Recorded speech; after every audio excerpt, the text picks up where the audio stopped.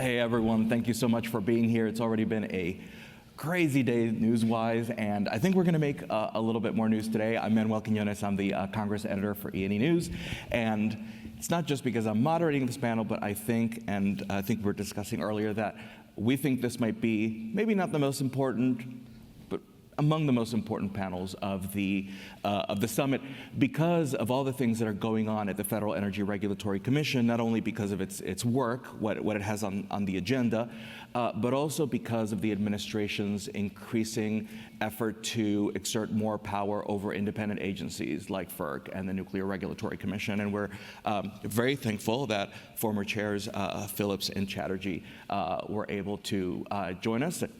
And we also remember Chatterjee from his time working for Mitch McConnell on energy issues on Capitol Hill. So let's jump to it. Let's start with Chair Phelps. So you recently left the commission. I need to be careful about how I word this. Because the president wished for you to leave, but it wasn't a dismissal per se. Tell us a little bit more about how did that come down? So here's the thing. First of all, it's great to be here. I left FERC, and this was at the request of the administration. I think those are the words. Okay, the request of the administration. And I'll tell you this.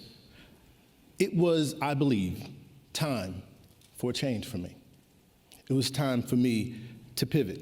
I had been a regulator for over 10 years. I'd been at the commission for 3. I was a chair for 2. I'm so extremely proud of the work that we did there. And now I'm still at the table. I'm just on the other side of the table. I'm still focused and committed to modernizing our grid. I'm still focused on ensuring reliability for our consumers. And so I think it was time for a new generation, a new set of regulators to take the helm. And I think that we are in excellent hands right now with the commissioners and the FERC that we have.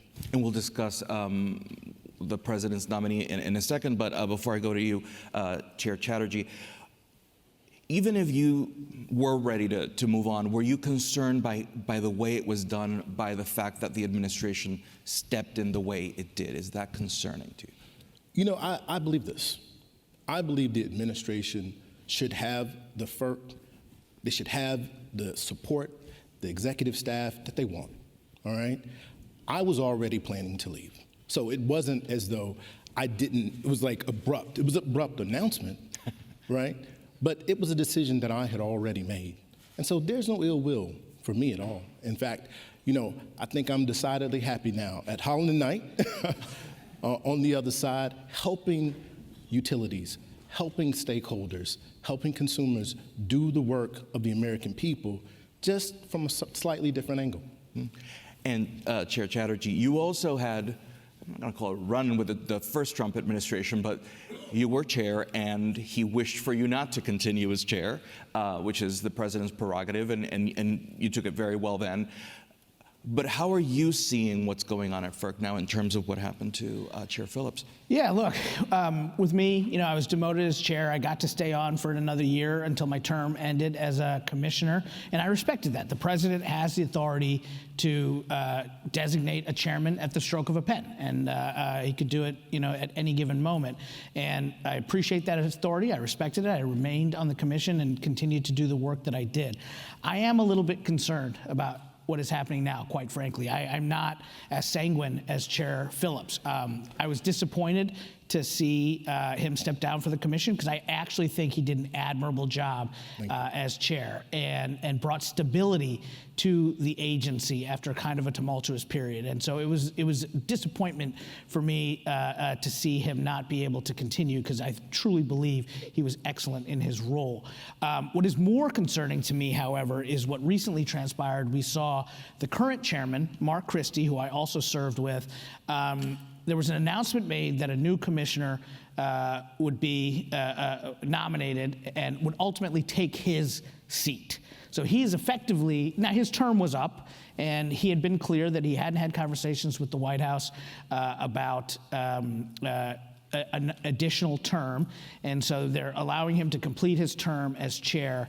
But I'm sitting here wondering, like, what more could Mark Christie have done to run the agency in a way that was not in line with the administration's goals? Mark Christie has kept the trains running on time, has managed the agency in an incredible fashion, and it's very curious to me why he is not being re-upped for another term as chair. And the candidate who has been nominated for the position, Laura Sweat, is someone I know very well. She worked for Chairman Kevin McIntyre, for Commissioner Bernie McNamee. She is outstanding. And should she be given the opportunity to chair the commission potentially, or to serve as commissioner, I think she'll be great.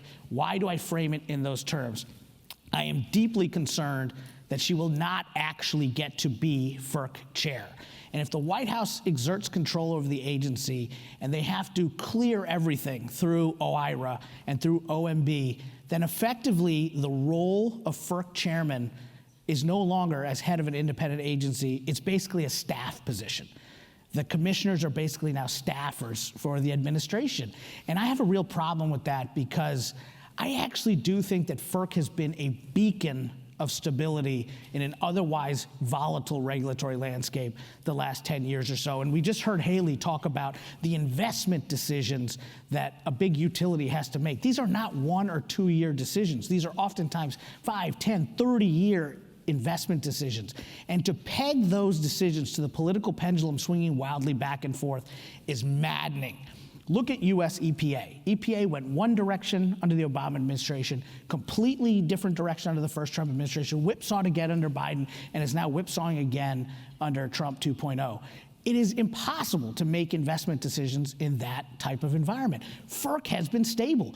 Did the commission go in a different direction under my leadership than my predecessors in the Obama administration? Sure, but it wasn't a dramatically different direction. Did Chairman Phelps take the agency in a different direction than when I ran the agency? Absolutely, but it wasn't a dramatically different direction. Heck, we voted the same way on a lot of things. We even had some of the same staff, right? And that's, I'm sure there are people on the far right and the far left who don't like that.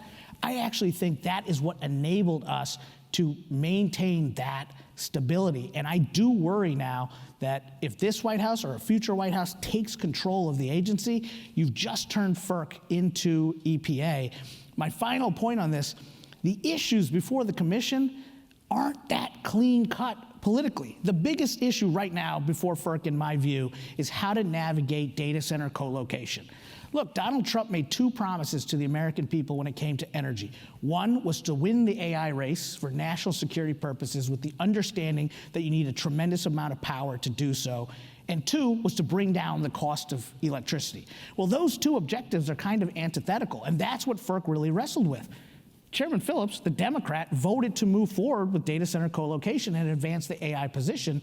The Republican commissioners voted against it because they were concerned about resource adequacy and costs. That's kind of a world upside down vote. I think most people would have anticipated the Republicans would have been in favor of co-location and the Democrats would have been more concerned about consumer costs. These issues are not clear cut politically, and so to me, not only will this be disruptive, not only will it, kind of undermine the agency's function, I don't think it's going to accomplish what people who want to politicize the agency are hoping to achieve. And I'll come to you in just a second, because I definitely want to hear from you about this. But quick follow-up. You think that what the administration is doing is unwise. Is it illegal? Is it legal? Sure, they can appoint, who they want. So can they intervene? Can they?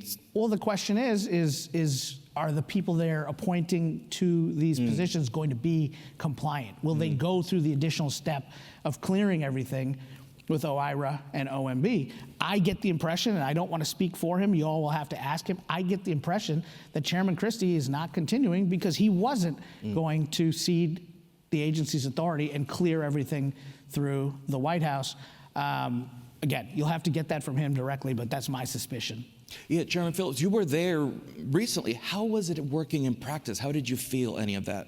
Let me first agree with my friend here on a few points. Number one, the independence of FERC. FERC's independence, that is its value. I believe that if you didn't have an independent FERC, that eventually you'd have to create it again. Because when I say it's its value, this is what I mean. I was a FERC practitioner before I was a regulator. When I stayed up all night, drafting my briefs, getting ready to represent clients before FERC, I had complete confidence that my pleading, that my motion, that anything I filed was going to be considered on the facts and the law, and that the best outcome for consumers would prevail. It's that level of confidence that allows for investment. It's that level of confidence that allows for certainty in our markets. And what we're talking about here is that if you value energy independence, if you value reliability, if you value the American economy, then FERC is at the backbone of all of that. So I actually don't believe that we'll end up in a situation where FERC is not independent. Let me say a couple things about my friend, Chairman Christie, as well. He is it's not enough to say that he's a good man. He is among many good men, a great man. He's a good friend. I've known him for over a decade. We served together as state commissioners. And so I have nothing but respect for him. I'm proud of the way he has handled himself. He's been an excellent and effective chair. And that leads me to my next point. When you talk about independence, when you have 5 members on a commission, each commissioner, they have a public interest determination that they have to make on every single case. You don't build independence by making an announcement. You build independence one case, one vote, one decision at a time. And I think if you ask any commissioner that has served or will serve, they will guard that independence jealously. Coming back to you in a second, but do you think, so we mentioned Laura Sweat, the nominee, do you think we'll get a Democratic nominee anytime soon? It used to be that in Congress, lawmakers said, yeah, we'll confirm them together, or we'll confirm one when the other one comes in. You know, traditionally, I think, and Neil knows more about this than I do. You worked on this. They move together in pairs. Yeah. That has been the case. We haven't seen an announcement for the White House for my seat, for the Democratic seat. I expect that we will sooner than later. Yeah. No, I don't, because there's currently 2 Democratic commissioners seated. And so his seat, as well as Chairman Christie's seat, will be filled by Republicans. Yes. So the president gets to have no more than 3. Mm-hmm. What I'm more concerned about is not whether we'll see a new Democratic nominee. Now, in light of some court precedents, can they fire some of the sitting commissioners? Mm-hmm. Right. And then fill those seats with folks they want? That is what I'm worried is the next shoe that will drop. And you, who were in charge of setting a lot of this policy when you were working for Senator McConnell, do you think Republican senators will say, oh, let's wait for a Democratic nominee before we move with the Republican nominee, or will they just push her forward? No, I mean, like I said, there is no Democratic nominee to wait for currently. So we have Commissioner Rosser and Commissioner Chang. There are 2 Democrats seated, so there will be no pairing. So my suspicion is if there are 1 or 2 nominees that come forward, they'll both require cloture in the Senate. Cloture for FERC noms is now 50 votes, 50, right. So they've got the votes to confirm them, and they can get them through. Neil is right. The president has a majority of the commission, so he doesn't have to nominate a Democratic nominee. Moving now to some of the core issues that FERC has dealt with. I want to touch on transmission because it was such a big deal. You know, it bled into the permitting reform discussions where Democrats really wanted more transmission upgrades in order to get renewables on the grid. Republicans were a lot more skeptical of that. FERC had some actions. How do you feel back about having done what you did when it came to the transmission rule? I'm very proud of the work that we did. You know, I talked a lot about we were on a transmission reform journey and the reasons why we wanted to make sure that we can build. This is about building a better energy infrastructure for America. This isn't about anything else, and it's doing it in a more transparent, in a more efficient way.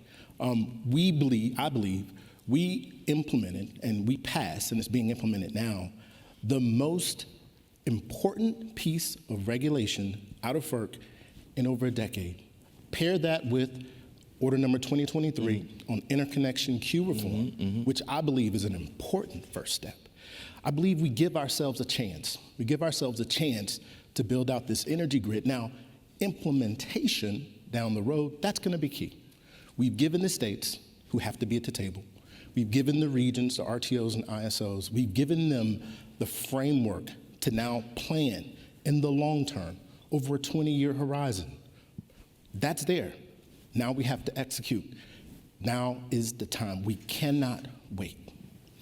Do you agree with what the commission did on transmission? I do. I have one disagreement, and that is that I think he's giving short shrift to FERC Orders 841 and 2222, which opened up markets to storage and to aggregated distributed energy resources. I think that was the most significant action to come out of FERC in the last decade. But no, I appreciate what he did. Look, I wanted to tackle transmission during my tenure at the commission, and to be honest, the only reason I didn't is it would require so much bandwidth and so many staff resources that it would have prevented me from tackling things like 2222. And so I really applaud him for taking it on. These are complex issues around siting, around cost allocation, how we get this necessary infrastructure built are critical. And we've seen Congress wrestle with permitting reform. I do think, unfortunately, FERC doesn't have the tools for a silver bullet to solve all of our permitting challenges, so we need legislative permitting reform out of the Congress.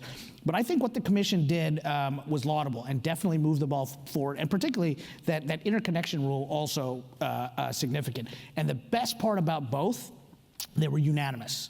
They were bipartisan, and that will mean that they will be durable. I don't see the new leadership at the commission reversing course on what Chairman Phelps got put into place, and that is important to make the necessary investments to actually utilize in the implementation what he put together. I've said it publicly. I've told him privately. Had I been on the commission, I might not have done it exactly the way he did it. I would have maybe negotiated a couple of tweaks. I'm in favor of competitive transmission. I might have wanted to see some tweaks there.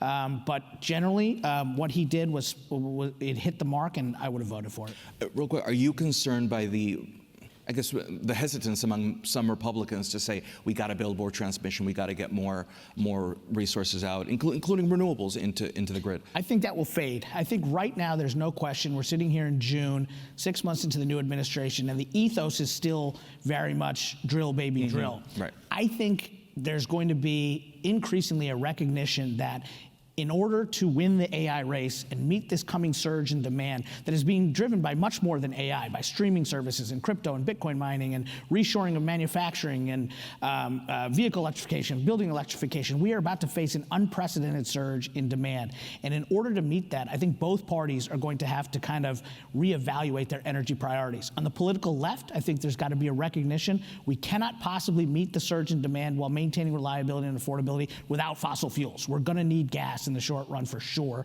And on the political right, I think there has to be a recognition we can't possibly win the AI race and keep energy reliable and affordable with only fossil fuels, that we're gonna need solar and storage and geothermal and nuclear, but we're also gonna need megawatts like energy efficiency and demand response and VPPs and DERs. And so I do believe that some of the resistance we've seen from Republicans to date on transmission will recede when they realize we need every available electron, and getting transmission built is a way to get those electrons onto the grid. Real quick, they've taken time away from us, but I definitely want to hear it. No, what you got to say. Let me say this. I'm all of the above.